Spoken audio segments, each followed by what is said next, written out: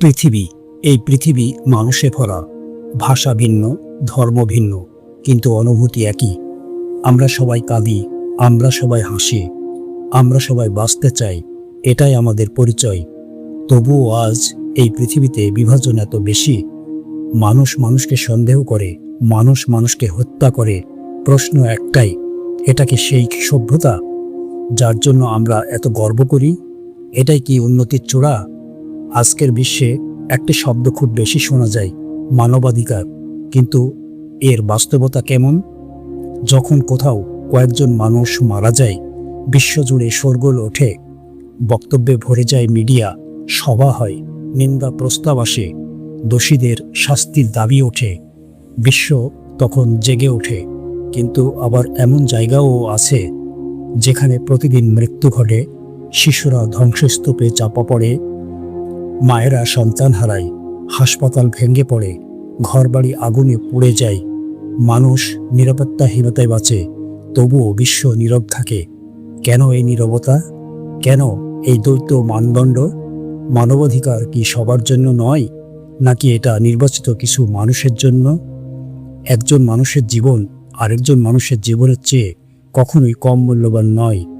এটা হওয়া উচিত সত্য, কিন্তু বাস্তবতা বলছে সব জীবন সমানভাবে মূল্যবান নয়। কিছু জীবন বেশি গুরুত্বপূর্ণ, আর কিছু জীবন যেন অদৃশ্য।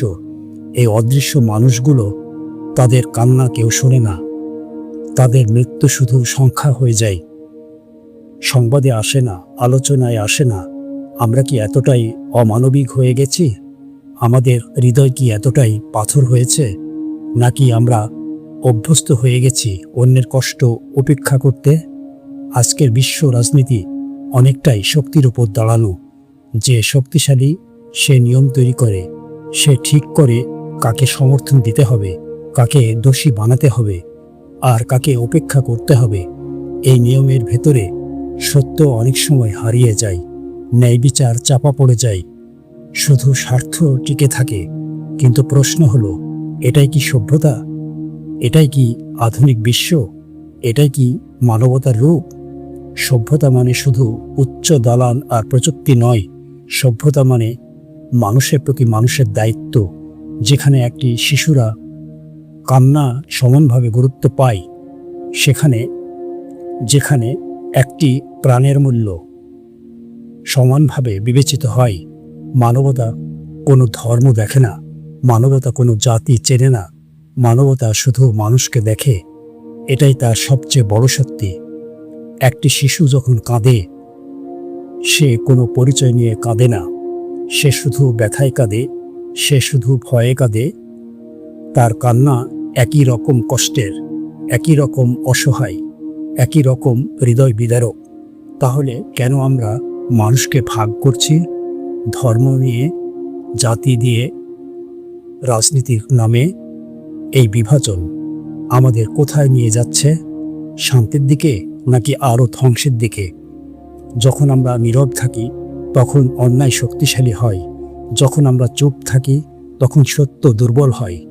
নীরবতা কখনো নিরপেক্ষ নয়, নীরবতা অনেক সময় অন্যায়ের পক্ষেই দাঁড়ায়। এটাই কঠিন সত্য। আজ আমাদের দরকার একটি জাগরণ, একটি চেতনা, একটি মানবিক দৃষ্টিভঙ্গি। আমাদের বুঝতে হবে এই পৃথিবী কারো একার নয়, এটি সবার, এটি মানবতার। যদি কোথাও অন্যায় হয় তাহলে সেটি সবার সমস্যা, শুধু একটি দেশের নয়, শুধু একটি জাতির নয়। কারণ অন্যায় যদি আজ থামানো না হয় তাহলে কাল তা আমাদের কাছেও আসবে।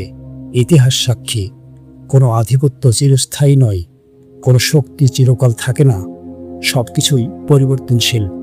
যখন অন্যায় বাড়ে তখন প্রতিরোধ তৈরি হয়, যখন অত্যাচার বাড়ে তখন পরিবর্তন অনিবার্য হয়।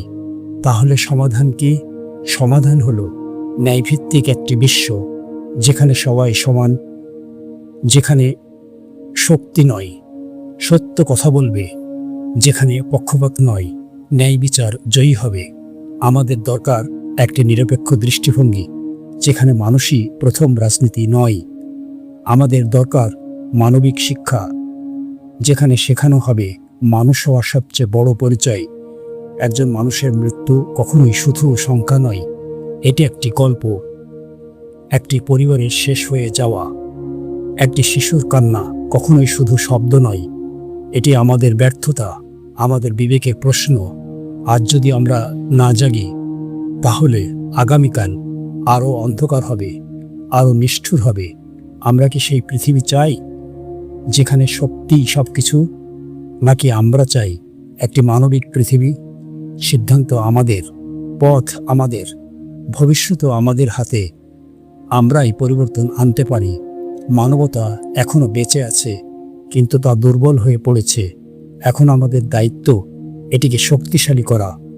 আপনি যদি সত্যিই মানুষ হন, তাহলে অন্যায় দেখলে চুপ থাকবেন না, সত্যের পাশে দাঁড়ান, মানবতার পাশে দাঁড়ান। কারণ শেষ পর্যন্ত ধর্ম নয়, জাতি নয়, মানবতাই জয়ী হবে।